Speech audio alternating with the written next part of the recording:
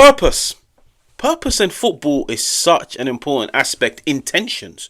Your intentions on the ball, your intentions off the ball. I feel like these are two things that are so important in football.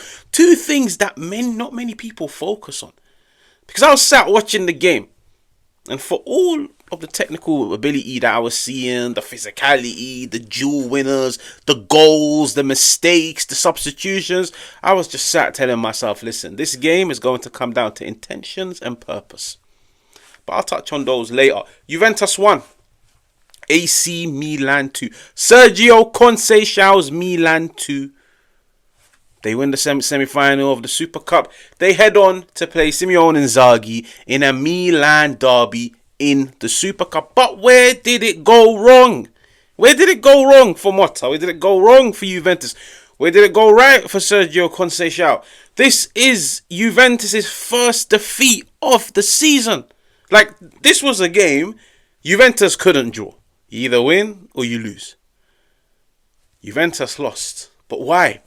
Because, I'll be honest with you guys, it was the same old Juve where they capitalized. And listen, you can see the Sergio Conceição blueprint beginning to have a fold on this Milan team. You could see the 4-4-2 out of the ball. And Bangula picks up the ball, cuts inside. It's a relatively high line that Milan were deploying. But listen, there's benefits and there's negatives to the high line. And on this occasion, Milan got taught a lesson.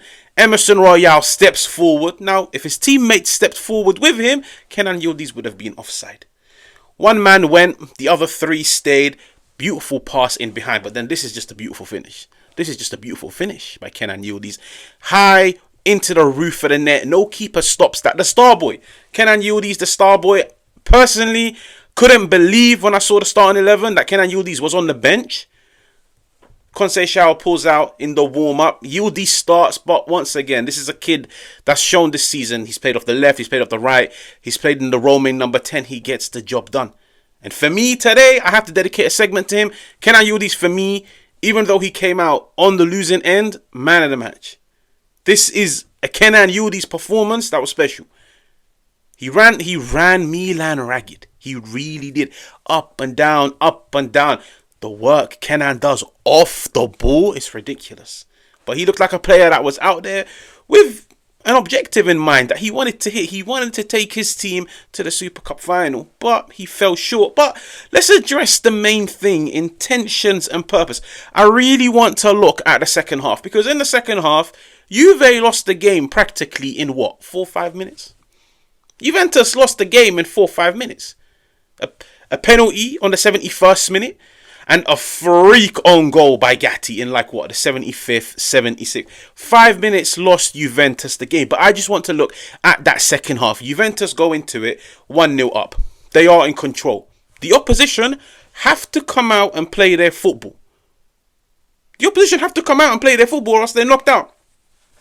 Let me look at that second half. In that second half, Juventus had 62% of the ball, whilst Milan had 38%.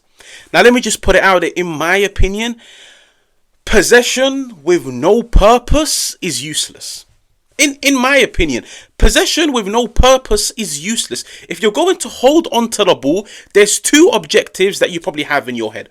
One, I'm going to hold on to the ball in order to retain it. If I retain the ball, the opposition can't get the ball. If the opposition don't have the ball, they can't score. Objective number 1. Objective number 2, I'm going to hold on to the ball to assert my dominance. Because in order for me to score, in order for me to create an opportunity, I need to have the ball. Make use of possession. And I've been saying this about Juve throughout the season. For a team that sits numero uno, they sit number 1 for possession in Serie A. They don't score enough goals. When you look at the teams worldwide, the teams that hold on to the ball the longest and the most, they tend to score the most goals. You look at the Premier League, excluding this season. Manchester City, over the years, they always had over 65% of the ball. And they always scored the majority of the goals in the league. Juventus, for me, they don't create enough. They don't score enough. They don't impose themselves on the ball. And it's disappointing. But let me break it down for you guys. 62% of the ball. Now, if we were to dive deep into it and just look at how many passes were attempted in that second half. Juventus attempted 207 passes in the second half. Milan, 133. 133 passes. Nearly 100 difference between the two in 45 minutes of football. But now let's see which team imposed itself. Which team actually wanted to score, wanted to game to the opposition. Because listen, in order for you to score, you need to pass the ball into the final third. You need to pass the ball into the opposition half. How many passes did Juventus do? How many passes did Juventus make into Milan's half? Only 19. 19 passes. 62% of the ball, 45 minutes. 19 passes into the opposition half. It's not good enough. I'll be honest with you guys, it's not good enough. How much did Milan do? Bearing in mind, they attempted far fewer passes, 28. 28. So what does that tell you? It tells you when Milan had the ball in that second half for 38% of the time, they made it count. They took the game to Juventus. And listen, when you take the game to the opposition, you will get lucky. You look at the penalty, I'll be honest with you guys, Juventus, it's like they capitulated. It's like they crumbled. It's like they took their foot off the gas and realized, oh shit, there's still 20 minutes to go, and they lost control. Locatelli, amazing footballer. He's having the revival of his career. Juventus captain. He done an interview midweek talking about how I'm Juventus through and through, and it's an honor to be the captain. Huh? There is no need.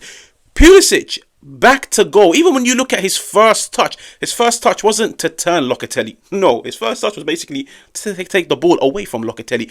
There's no need to go into that challenge. It's not like it's a goal-saving challenge that you have to do.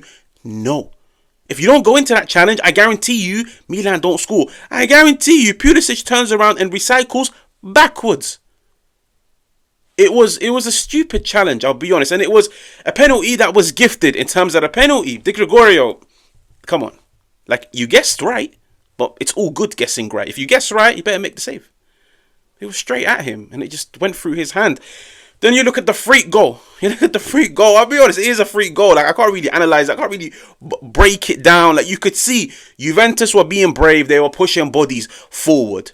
They get caught on the transition, and I'll be honest with you guys, Musa just puts in a cross. Gatti, ridiculous deflection, and it beats Di Gregorio. But at the end of the day, it's all about purpose. It's all about intention. It's all about when you get the ball, go forward. Sergio Conceição's team, Milan's team today, they were very vertical in their approach. Fair enough, you can make a case. It's because they were losing. They wanted to get back into the game. But a 1-0 is never a strong lead. And that is a problem that I have with Motta and with Juventus. Throughout watching them in the Serie A this season, whenever they go 1-0 up, they take their foot off the gas. It's like they allow the opposition to get back into the game and then just rely on catching them on the transition or catching them on the counter. Juventus have shown they can be dominant on the ball. Turn that dominance into chances. Turn those chances into goals. And I'll be honest, the amount of games I've covered of Juventus this season where I've sat down and been like, Juventus dominated the ball, but guess what, guys? The game ends 1-1. Guess what, guys? The game ends 0-0. And it's no surprise when you look at their attacking players, they all look like frustrated figures. Dusan Vlahovic, once again, poor, in my opinion. Coop Miners, poor. Coop Miners, you look at the way he was utilised at Atalanta, he's not being utilised the exact same way at Juve. Now, if the plan was always to sign him and deploy him in a higher up position, then I have to ask the question, why was he signed? Why not sign a player that's more suited to that position? Because Coop Miners is really struggling. He's really struggling to impose himself physically, technically. He looks like a quarter of the player that we saw on the Gasperini. Kenan Yildiz today was the only one that had a bit of fire in his belly. Mbangula, he isn't the most talented, but he gives you 110%. But Juventus can definitely do better down the left-hand side. But when you look at Juve's attack throughout the season, they all look frustrated because they're not scoring as much as they would like to. They're not creating. And it was disappointing. But like I said, for me, when I was watching the game, I looked at Juve, I looked at Motta, and I said, this team needs more purpose in possession. Possession without a purpose is useless, in my opinion. Because if you are setting up to hold on to the ball to try and keep the opposition out, you're always going to risk conceding. And ding, ding, ding, ding, ding. Guess what happened? In 5 minutes, Juventus lost the game. make that possession, make that dominance into goals. If you score 2-3 goals, it doesn't matter if the opposition get a penalty. But having said all of that, it was disappointing because it was a game. Come the 70th minute, Juve had moments. Juve were in control, but like I said, guys, it's all about what you do in possession. And it's very disappointing when you bear in mind Juve dominated possession. They really, it's a fact. It is a fact. Juventus dominated possession in this game, but they didn't do much with it. And then when you dive deep into the possession, you see one team done more with the ball, even though they had it far less. If you're new, make sure to subscribe. Make sure to hit the like. Make sure to let me know what you think in the comments. What does the future hold for Juventus? And I'll catch you guys on another one.